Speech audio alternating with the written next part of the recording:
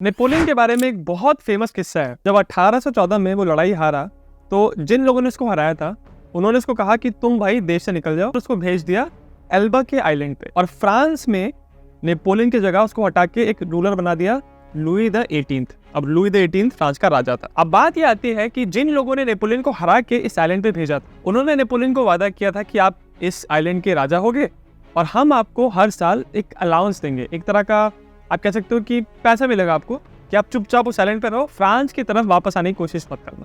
ये उन्होंने उनको वादा किया था। बट अगले साल यानी साल 1815 में नेपोलियन ने देखा कि ना तो उसको उसका अलाउंस मिल रहा है, ना उसके जो बीवी बच्चे हैं वो उसके साथ हैं, उनसे अलग कर दिया गया नेपोलियन को। और तीसरी बात, नेपोलियन को ऐसा अफवाह में सुनने में आ रहा था कि जिन्होंने उसको यहाँ भेजा आइलैंड पे वो लोग प्लान कर रहे हैं कि यहाँ से निकाल के वो नेपोलियन को अटलांटिक महासागर में दूर किसी आइलैंड पे भेजने वाले हैं, तो और नेपोलियन जो है फ्रांस से दूर हो जाएगा। तो इन सारी बातों की वजह से नेपोलियन बहुत परेशान था और उसने फिर निर्णय किया कि भाई ऐसे तो बात नहीं बनेगी, एल्बा में बैठ के हमको फ्रांस वापस जाना पड़ेगा। तो 1815 में ही फरवरी का वो महीना था जब नेपोलियन ने यहाँ से 700 लोगों को इकट्ठा किया, एक तरह से उसके सोल्जर्स थे वो लोग, और वो एक शिप पे बैठ के छुप के एल्बा से भाग निकला और वो पहुंच गया अब फ्रांस में। फ्रांस में गोल्फे हुआ नाम की एक जगह है, वहां पे वो लैंड किया और उसका पर्पस ये था कि लैंड करने के तुरंत बाद वो पेरिस की तरफ चलना शुरू करेगा। अब जब नेपोलियन यहाँ लैंड कर गया फ्रांस के अंदर और पेरिस की तरफ चलना शुरू किया, जब ये न्यूज़ फ्रांस के एम्परर को मिली, लुई द 18th को, उसको बताया गया कि भाई नेपोलियन आ चुके हैं, वो आ रहे हैं पेरिस की तरफ आपको हटाने के लिए। तो तुरंत जो लुई द 18th था उसने फटाक से एक आर्मी की टुकड़ी भेजी कि तुम जाओ उसको रोको, वहां पे नेपोलियन को, उसको अरेस्ट करो। ऐसा कहा जाता है कि नेपोलियन जब आगे बढ़ रहा था और एक फ्रांस की आर्मी की एक टुकड़ी आई और उसको रोकने के लिए उस पर गन उन्होंने तान दी, तो नेपोलियन घोड़े पे बैठा था तो वो घोड़े से उतरा और एकदम आगे आया। तब तक वो आगे चलता रहा जब तक जो सोल्जर सामने खड़े थे उसका रास्ता रोक के उनकी जो गन शॉट की रेंज थी उसकी रेंज में वो आ गया। और रेंज में आके फिर उसने सामने अपने हाथ फैलाए और कहा कि आप में से जो भी लोग अपने फॉर्मर एम्परर को गोली मारना चाहते हैं तो मेरा सीना खुला है।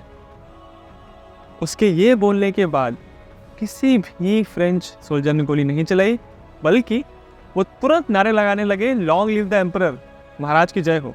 और वो सारे जो सोल्जर्स जो उसको रोकने के लिए वहां गए थे उन्होंने तुरंत पार्टी पलटी और वो आ गए अब नेपोलियन की तरफ। तो क्या ऐसी बात थी नेपोलियन में कि उसके जो लोग थे, फ्रेंच लोग, इतनी मोहब्बत क्यों करते थे नेपोलियन से? इस बात की तह तक पहुंचने के लिए थोड़ा सा पीछे आना पड़ेगा।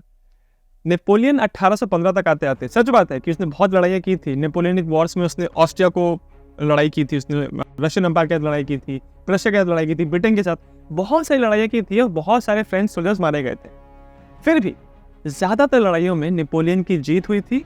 और जब नेपोलियन राजा था उसके राजकाल के दौरान फ्रांस के जो बॉर्डर्स थे वो बड़े थे और फ्रेंच एम्पायर बहुत बड़ा हुआ था।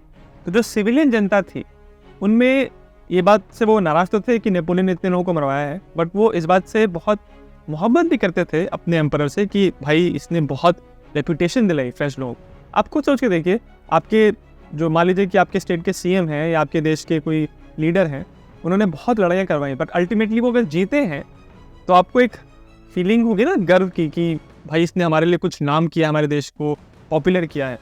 तो इस वजह से जो सिविलियन जनता थी वो नाराज तो थी, बट फिर भी वो नेपोलियन को राजा के रूप में पसंद करते थे। बट जो नेपोलियन के साथ इतने सोल्जर जुड़ रहे थे उसका रीज़न ये नहीं था कि वो बहुत पॉपुलर था, उसका रीज़न ये था कि जो सोल्जर्स थे वो नेपोलियन को अपना करता धरता समझते थे। देखिए बात यह है कि जब नेपोलियन राजा बना फिर भी नेपोलियन ने कहता था कि चाहे मैं कुछ बन जाऊं, चाहे राजा बन जाऊं, चाहे मंत्री, मैं हमेशा एक मिलिट्री मैन रहूंगा। अब आप सोच के देखिए कि आप किसी देश के मिलिट्री का हिस्सा हैं, आप एक सोल्जर हैं और उस देश का जो लीडर बन गया है वो ये कह रहा है कि मैं एक मिलिट्री मैन हूँ, तो बहुत जाहिर सी बात है कि आपके लिए लाइफ आसान हो जाएगी। क्यों? क्योंकि अगर आपका एक मिलिट्री मैन ही देश का लीडर है तो पहले तो आपकी सैलरी बढ़ाएगा, ठीक है, आपके टैक्स कम करेगा, आपके लिए बहुत सारी वेलफेयर स्कीम लेके आएगा, आपकी हेल्प करने के लिए, आपके बच्चों की हेल्प करने के लिए, आपकी पत्नियों की, परिवार की हेल्प करने के लिए बहुत सारी स्कीम निकालेगा। और वो सब कुछ नेपोलियन ने किया था। नेपोलियन के राज में उसके सोल्जर्स को लड़ाई तो करनी पड़ती थी, बट उसके बदले में उनकी लाइफ काफ़ी इम्प्रूव हुई थी।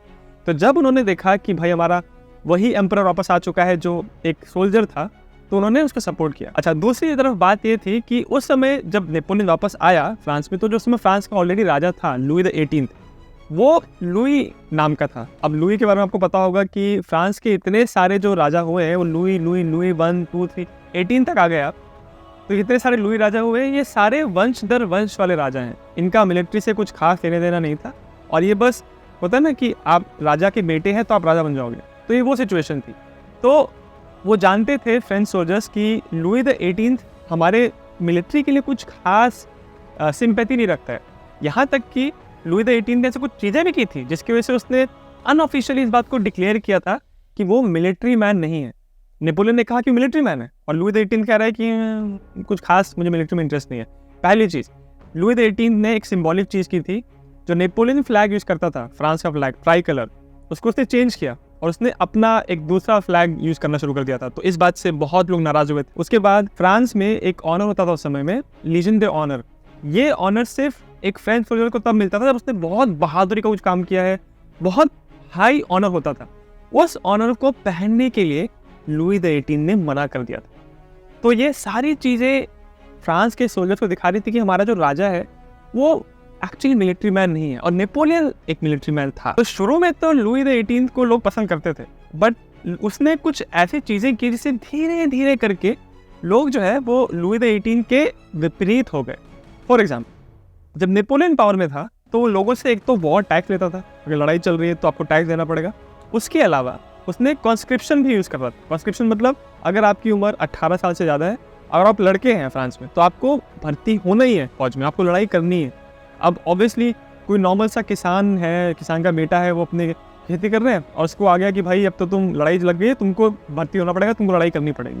तो ऑब्वियसली उनको ये चीज़ पसंद नहीं आएगी, जो कि नेपोलियन के टाइम हो रहा था। बट एक बार आप जब आ चुके हो फौज में, आप फौजी बन चुके हो और आपको एक्सपीरियंस हो चुका है, तो अब आपको अगर ऐसा कहा जा रहा है कि हमको पीस चाहिए और हमको कोई लड़ाई नहीं करनी है और इतने जो फौजी हैं हमको उनकी ज़रूरत नहीं है, तो एज ए फौजी अब आप घबराओगे, क्योंकि आपको लगेगा कि अरे मेरी सैलरी का क्या होगा, मेरा गुजारा कैसे होगा। और यही चीज़ लुई द 18 के टाइम हो रही थी, क्योंकि लुई द 18 को राजा बनाया था किन लोगों ने, ब्रिटिश, ऑस्ट्रियन, प्रशियन और रशियन फोर्सेस।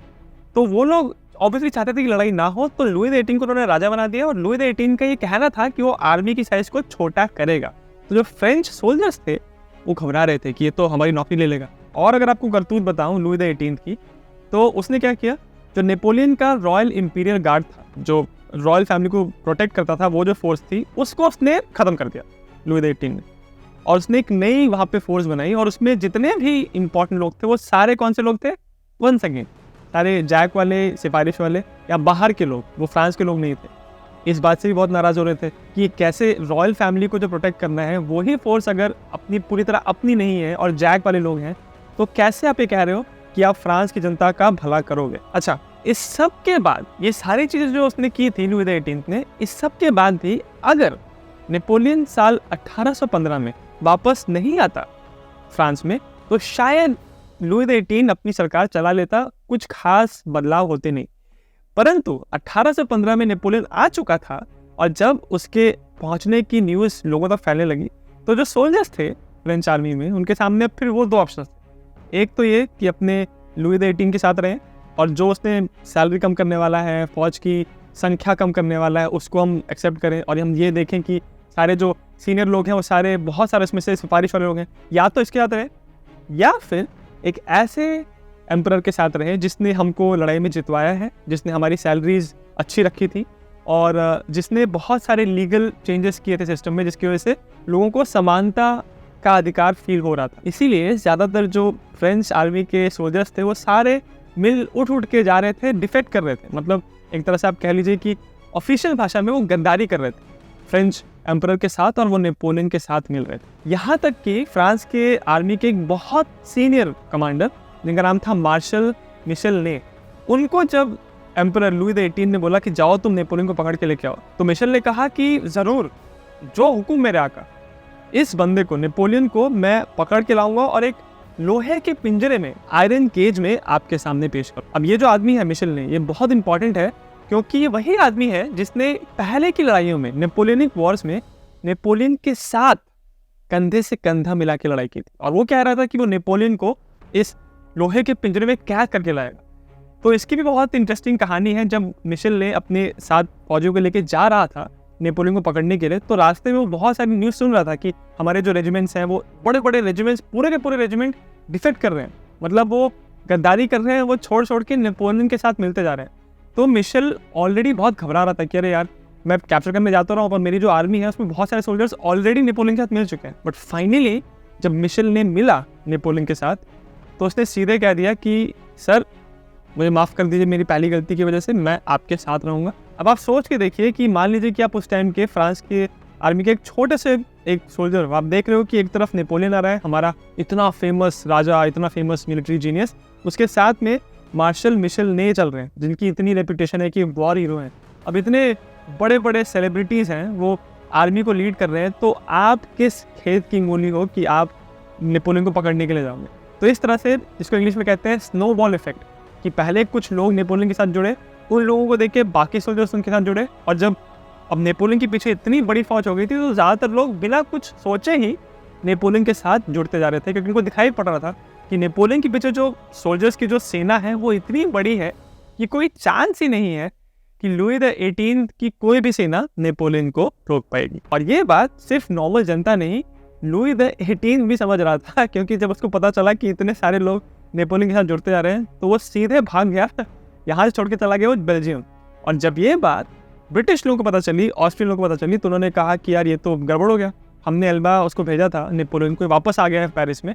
तो उन्होंने तुरंत ये डिक्लेयर कर दिया कि ये नेपोलियन जो है इसकी सरकार को हम मानते नहीं है और नेपोलियन एक आउटलॉ है। अब जब नेपोलियन पेरिस पहुंचा तो वो एक बार फिर से फ्रांस का राजा बन गया, और राजा बनते ही पहली चीज़ उसने क्या की, वो ऑफेंसिव पे गया, वो अटैक करने के लिए गया उन्हीं फोर्सेस पे जिन्होंने उसको पिछली बार हराया था। और यहीं से शुरुआत होती है 100 डेज ऑफेंसिव की, जिसमें 100 दिन तक नेपोलियन एक ऑफेंसिव एक्शन कर रहा था। नेपोलियन का ऑब्जेक्टिव यहाँ पे ये था कि उसके अगेंस्ट जो कोalition फोर्सेज आ रही हैं, यानी कि ब्रिटिश, रशियन, ऑस्ट्रियन और प्रशियन, ये जो 4 फोर्सेस मिलके नेपोलियन पे हमला करने वाली हैं, उनके मिलने से पहले ही नेपोलियन उनके ऊपर हमला कर देगा। तो इसीलिए नेपोलियन ने अपनी आर्मी को लेके मार्च किया आज जहाँ पे बेल्जियम है उस एरिया में, और बेल्जियम में पहुँच के उसने ब्रिटिश और प्रशियन जो फोर्सेस हैं उनके ऊपर एक साथ अटैक। और यहाँ पे लड़ाई हुई थी वाटरलू की, साल 1815 में जो हुई थी, और वाटरलू की लड़ाई में नेपोलियन को हारना पड़ा।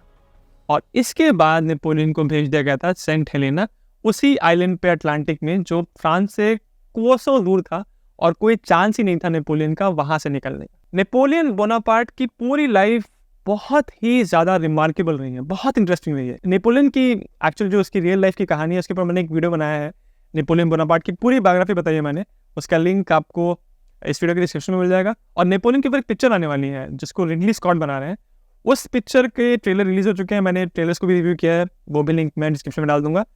अगर आपको वीडियो अच्छा लगा तो मेरे चैनल जिज्ञासियम को सब्सक्राइब जरूर करें।